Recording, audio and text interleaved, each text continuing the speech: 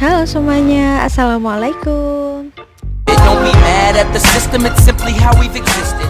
Kali ini aku bakalan bahas tentang bagaimana sih agar cepet pulih dari proses persalinan secara sesar.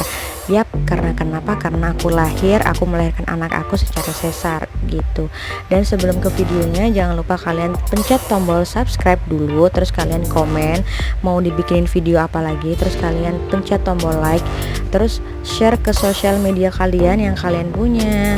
Yuk langsung ke videonya. Dan kenapa aku bisa lahiran secara sesar gitu. Jadi waktu usia kandungan aku 7 bulan, aku periksa nih USG ke dokter untuk memastikan bahwa bayi aku tuh sehat-sehat aja, terus berat badannya juga cukup, terus jenis kelaminnya apa gitu. Dan waktu kita di USG, pertama kali di USG waktu usia 7 bulan, alhamdulillah udah tahu nih jenis kelaminnya, alhamdulillah dikasih anak laki-laki gitu.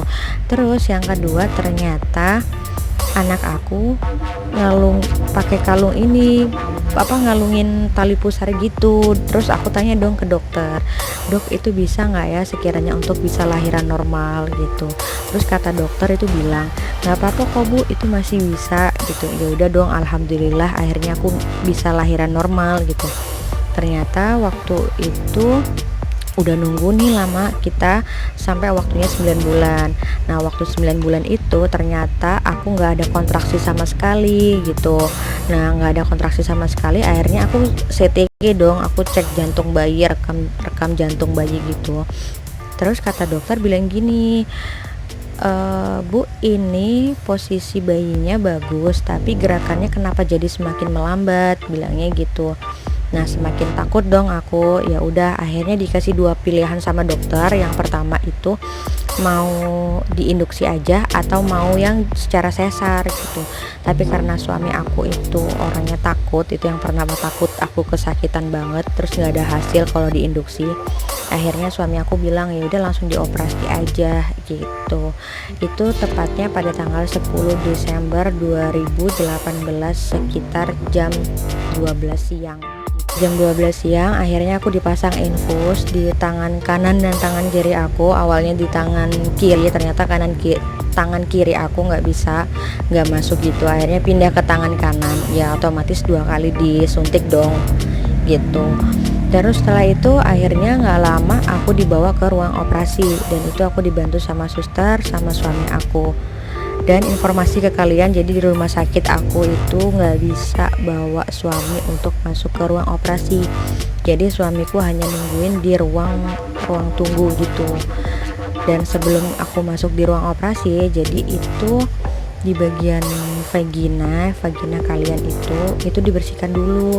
Dari bulu-bulu itu dibersihkan, bener-bener harus bersih banget, nggak ada bulu-bulu itu. Kan aku kaget kan, baru pertama kali juga, jadi kayak aku malu-malu gitu. Tapi kata dokter atau susternya bilang nggak apa-apa bu, emang itu prosedurnya kayak gitu.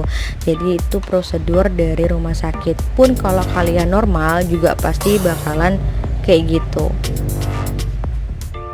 Ini udah dibersihkan kan bagian kemaluan itu. Terus susternya bilang gini, bu permisi ya gitu. Lah mau diapain lagi nih, mikir aku kan kayak gitu. Mau dipasang kateter apa ya sus, aku bilang gitu, karena aku nggak ngerti banget kateter itu apa. Itu selang buat pipis, jadi nanti kalau di sana biar nggak kebelet pipis, jadi pipisnya langsung pakai selang. Waduh, ini aku udah pikiran kemana-mana nih, sakit nggak ya. Dan waktu itu pertama kali susternya bilang, bu tarik nafas ya, bilang gitu. Ya sus, dengan tangan aku tuh pegang sama suamiku tuh erat banget, sampai aku bilang yang sakit nih aku bilang gitu. Nah susternya itu masukin selangnya tuh rasanya gimana, sakit banget, perih banget pokoknya aku nggak ngerti dan nggak mau lagi ngerasain itu gitu. Jadi setelah udah dipasang kateter, akhirnya aku ganti baju untuk ke ruang operasi gitu.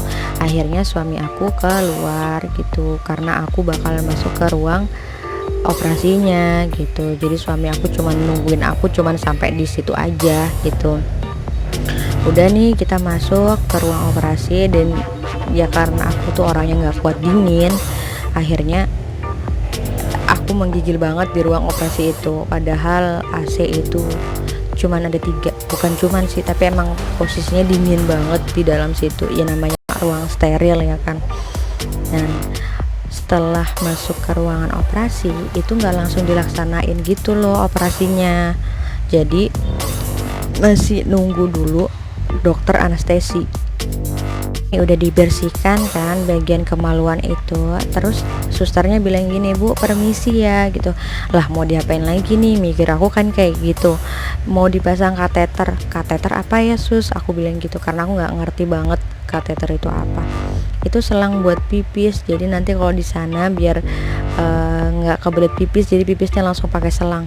Waduh, ini aku udah pikiran kemana-mana nih, sakit nggak ya. Dan waktu itu pertama kali susternya bilang, "Bu, tarik nafas ya," bilang gitu. "Ya sus," dengan tangan aku tuh pegang sama suamiku tuh erat banget, sampai aku bilang, yang sakit nih, aku bilang gitu. Nah susternya itu masukin selangnya tuh rasanya gimana, sakit banget, perih banget pokoknya aku nggak ngerti dan nggak mau lagi ngerasain itu gitu. Jadi setelah udah dipasang kateter, akhirnya aku ganti baju untuk ke ruang operasi gitu.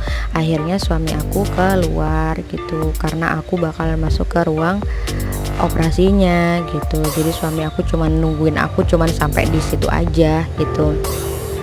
Udah nih kita masuk ke ruang operasi, dan ya karena aku tuh orangnya nggak kuat dingin, akhirnya aku menggigil banget di ruang operasi itu, padahal AC itu cuman ada 3, bukan cuman sih, tapi emang posisinya dingin banget di dalam situ, ya namanya ruang steril ya kan. Dan setelah masuk ke ruangan operasi itu nggak langsung dilaksanain gitu loh operasinya, sakit bilangnya gitu. Setelah disuntik, rasanya disuntik itu gimana, rasanya itu nggak seberapa sakit, nggak kayak waktu pasang kateter gitu. Kalau disuntik di punggung itu sakitnya kayak apa sih, ya sakit aja kayak disuntik sama kayak digigit semut gitu loh. Lu hati aku gitu.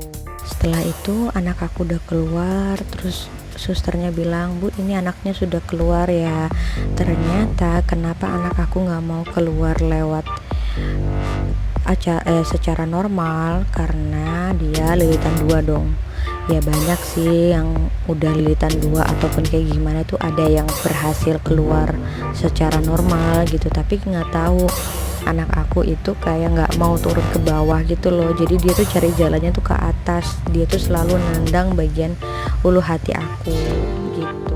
Ini anak aku dibawa ke ruang bayi, terus diazanin sama ayahnya.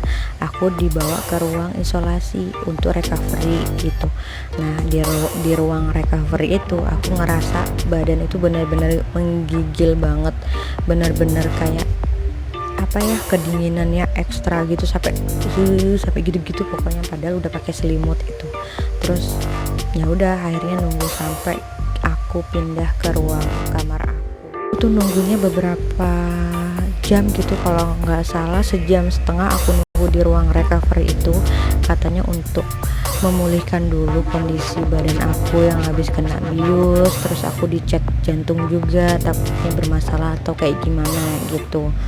Dan udah selesai, alhamdulillah udah aman banget. Akhirnya aku dibawa ke ruangan aku gitu, dan di situ udah ada mama aku, ada ibu mertua aku, terus udah ada suami aku, dan udah ada anak aku.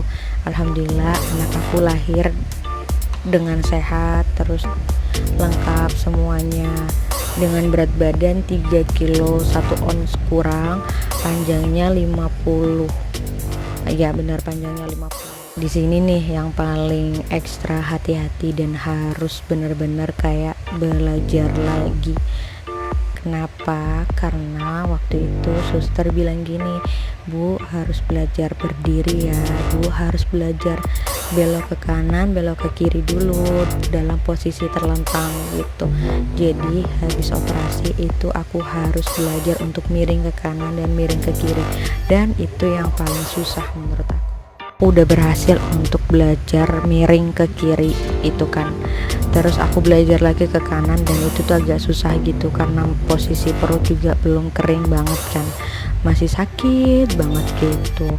Terus kata dokter ataupun kata suster bilang gini, dengan cara itu Bu, biar cepet lukanya itu kering, biar ibunya bisa cepet jalan juga.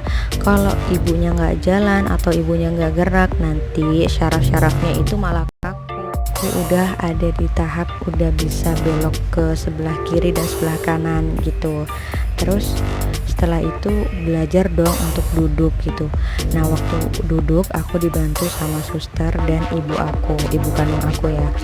Aku dibantu, ternyata ibu aku itu lucu banget dah, sampai aku gak bisa nahan ketawa. Itu tuh mainan apa sih, sticknya buat tempat infus gitu loh, naik turun kan. Aku kesel mau ketawa dan segala macamnya, soalnya mukanya ibu aku tuh datar banget, flat banget, terus kayak nggak bisa ngebenerin itu gitu. Ya lucu aja gitu ya, menurut kalian sih kayak enggak gitu ya, tapi ya nggak apa-apa lah, itu lucu sih asli. Dan pada hari kedua itu susternya bilang, Bu, ini kateternya saya lepas ya, soalnya udah waktunya ibu harus belajar jalan gitu. Terus aku bilang dong, terus kalau saya mau pipis gimana ya sus gitu. Ya makanya ibu harus belajar jalan gitu, biar ibu bisa cepet pulang, biar bisa cepet pulih. Nah, terus susternya ngebantuin aku untuk belajar berdiri. Oke, aku pelan-pelan nih, dan itu rasanya benar-benar sakit banget, asli dah nggak bohong, sakit banget gitu. Terus aku akhirnya belajar berdiri dari kasur gitu, untuk kaki aku napak ke tanah gitu. Waktu aku belajar, terus kaki aku udah mulai napak ke tanah, posisi aku masih duduk. Terus susternya bilang, ayo Bu, saya bantu untuk berdiri. Sakit sus, aku bilang gitu kan. Ya udah nggak apa-apa Bu, pelan-pelan aja, saya bantuin, susternya bilang gitu. Udah dong, pelan-pelan akhirnya aku belajar untuk berdiri dulu gitu. Terus setelah itu udah nih, aku udah berdiri, ternyata langsung deh darah aku langsung ngocor, bukan bagian perut ya, lebih tepatnya kayak kalau cewek itu kan pasti kalau habis melahirkan tuh adanya apa sih, kayak kalau cewek habis melahirkan kan pasti mengeluarkan darah nifas, dan darah aku tuh ngocor gitu, langsung jatuh ke lantai.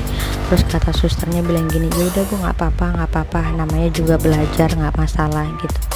Ya udah dong, akhirnya aku bisa berdiri gitu. Sedikit lega gitu. Kedua, kalian harus banyak jalan gitu.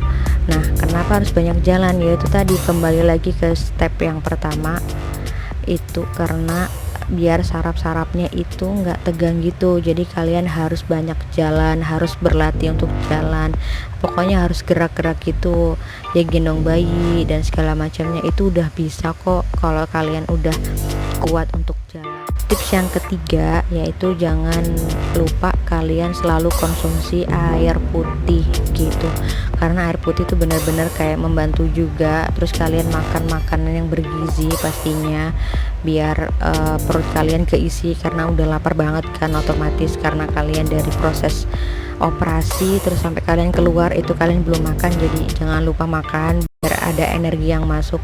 Makanannya apa aja kok, boleh, bebas. Jadi kalian bebas untuk makan apa aja, dan momen itu kalian bisa manfaatkan untuk minta sama suami untuk beli makan makanan yang enak kayak Pizza Hut atau McDonald atau KFC dan segala macamnya ya kan. Karena di Surabaya itu banyak banget makanan yang order menggunakan aplikasi. Satu minggu aku ada di rumah dan semuanya tuh fine-fine aja. Anak aku sehat, aku pun sudah mulai bergerak dengan cepat banget. Sampai katanya bapak mertua aku tuh bilang gini, kamu kalau jalan pelan-pelan, takutnya jahitanmu itu rusak atau kayak gimana. Enggak, sama sekali itu enggak takut aku, karena ya udahlah, yang namanya sehat ya udah sehat aja gitu. Pokoknya pikiran kita, mindset kita tuh harus tetap satu, itu sehat gitu. Karena kita udah punya anak, jadi harus cepet-cepet memulihkan kondisi badan kita gitu. Tapi jangan dipaksa ya, karena setiap orang itu beda-beda gitu. Ada yang sakit banget, ada yang biasa aja. Dan aku tipe orang yang kayak biasa aja tapi agak sakit gitu. Jadi kayak ya setengah-setengah lah ya. video dari aku. Jangan lupa kalian tetap stay at home untuk diam di rumah dalam masa pandemi ini. Terus yang mengalami proses persalinan sesar, kalian juga seorang ibu yang hebat yang melahirkan anak-anaknya gitu. Jadi jangan minder ataupun patah semangat gara-gara kalian melahirkan anak kalian secara sesar, dan itu tetap berjuang. Karena kenapa? Setelah itu sampai sekarang pun yang disuntik di belakang itu bakalan terasa sakit. Itu adalah salah satu perjuangan ibu.